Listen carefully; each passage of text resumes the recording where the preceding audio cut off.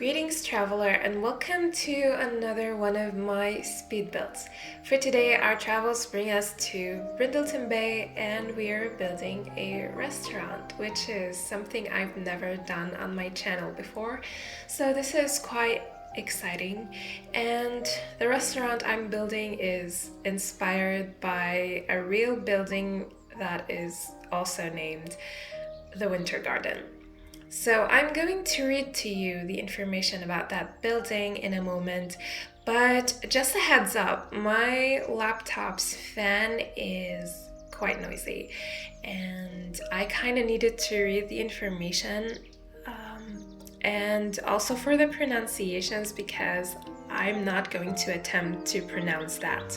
So yeah, that's just a little heads up, and let's get into this.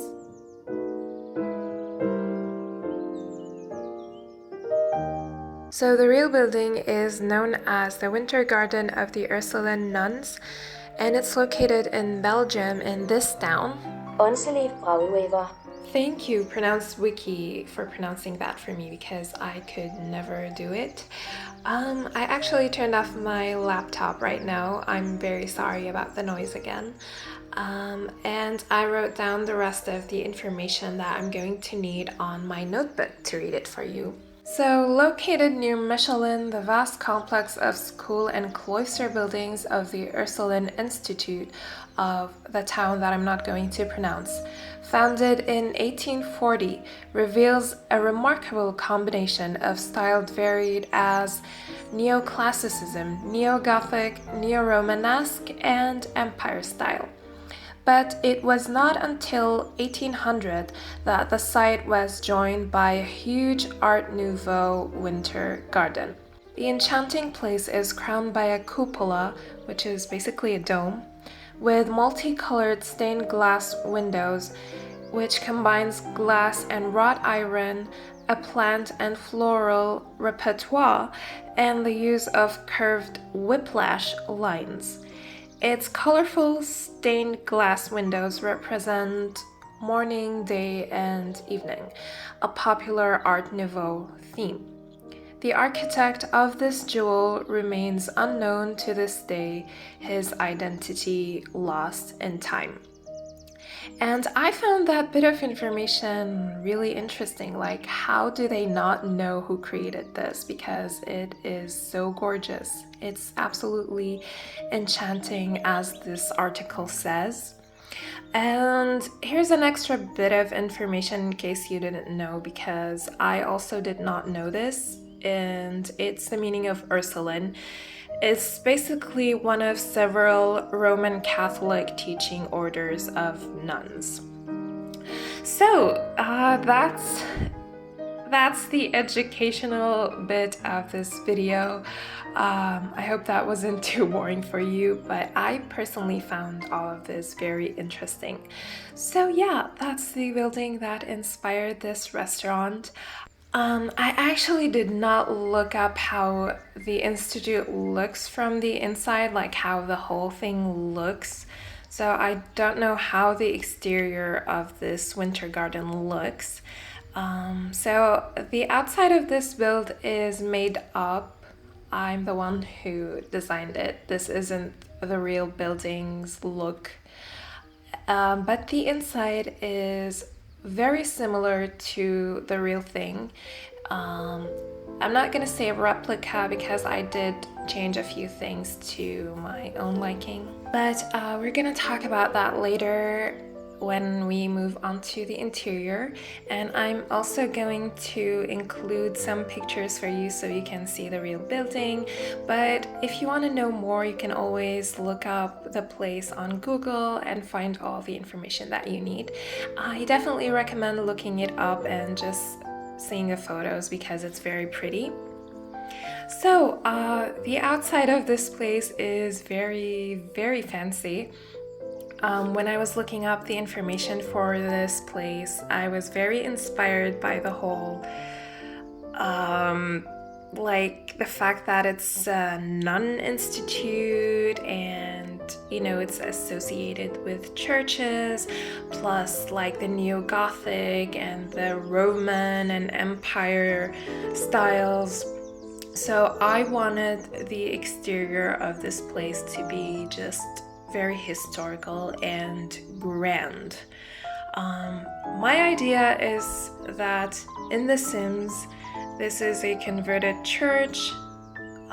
They converted it into a restaurant. Or maybe it was a royal place of some sort, like a palace or remains of a palace that were salvaged and turned into this beautiful building. I don't know. Whatever scenario that you have is fine by me. So this is a 64 by 64 lot in Brindleton Bay, which is one of my favorite worlds to build in, because on one hand you have the beautiful sea, and on the other hand you have a lot of nature. So a couple of the lots here are completely surrounded by trees, and they are my favorite lots to build on. But this lot is specifically right next to the sea, which I thought is perfect for this building, because I'm thinking that this restaurant is like very exclusive and expensive, and like only the very wealthy and well-known people can come here. So the location had to be like that as well. It's far away from any overpopulated areas, and it's right by the sea, and it's covered with trees and nature, so it just worked perfectly for this. And I did add the lot trade. I think it's hottest spot in town, which basically means that all the celebrities come here, and it's more expensive than your average day-to-day restaurant. So this is definitely an expensive place. If you want your Sims to come here, make sure that they are carrying some extra money. So yes, and of course, because this place is exclusive, it also has exclusive dining areas, such as the gazebos and these loungers here by the fountain for those who want to enjoy the view of the sea while having some drinks. And yeah, that's the main idea for the landscaping of this place. I didn't want it to be like too much.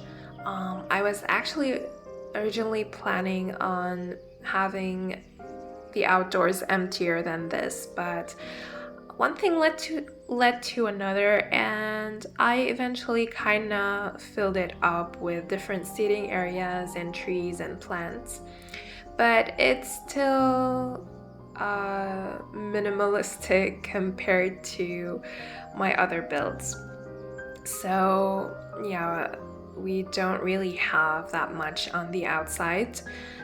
I just wanted the main focus of this to be the build itself, like both the interior and the exterior.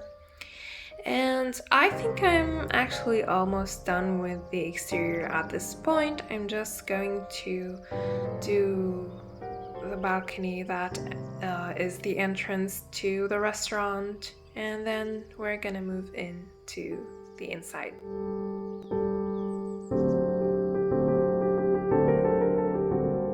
So here's the inside of the restaurant, and here's how the actual winter garden looks in real life.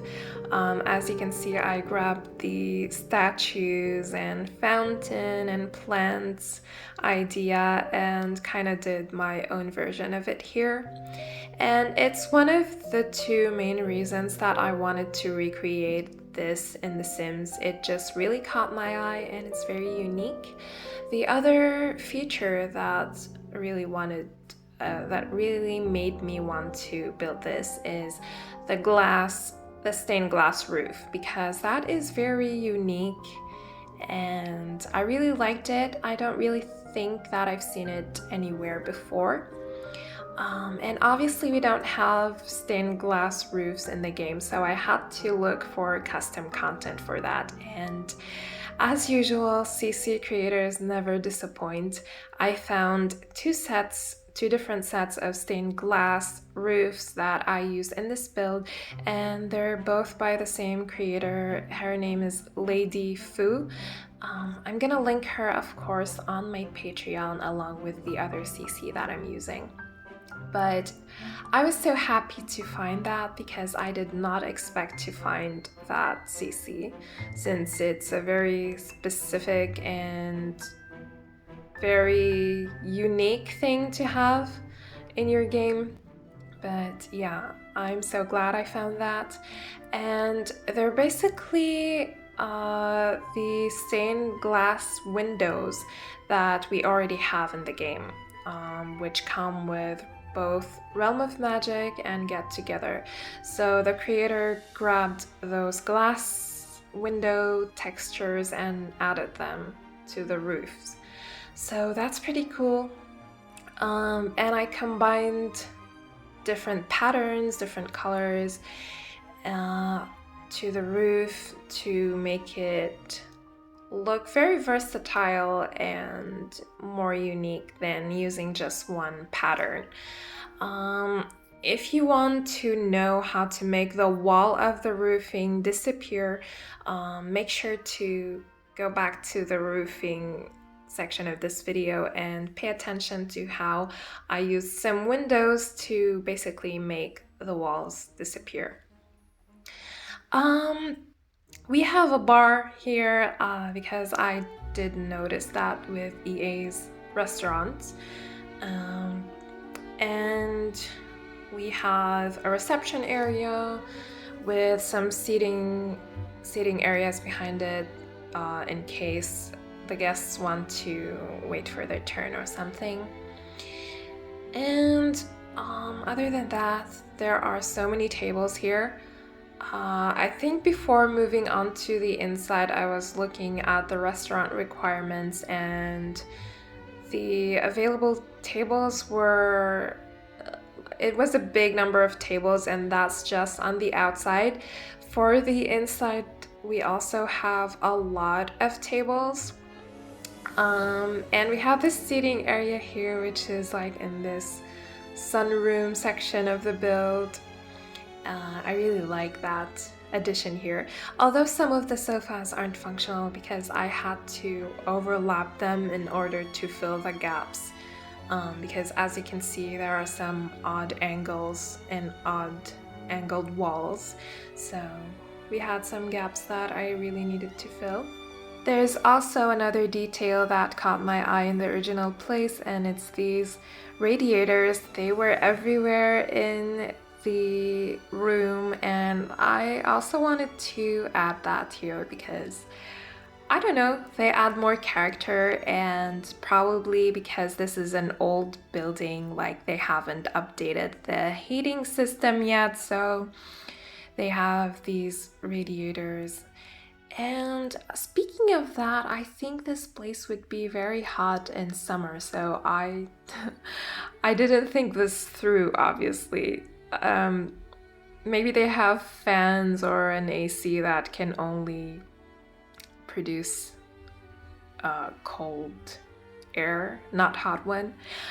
I don't know. But anyway, here we have a more private dining area, which is behind those glass windows and doors.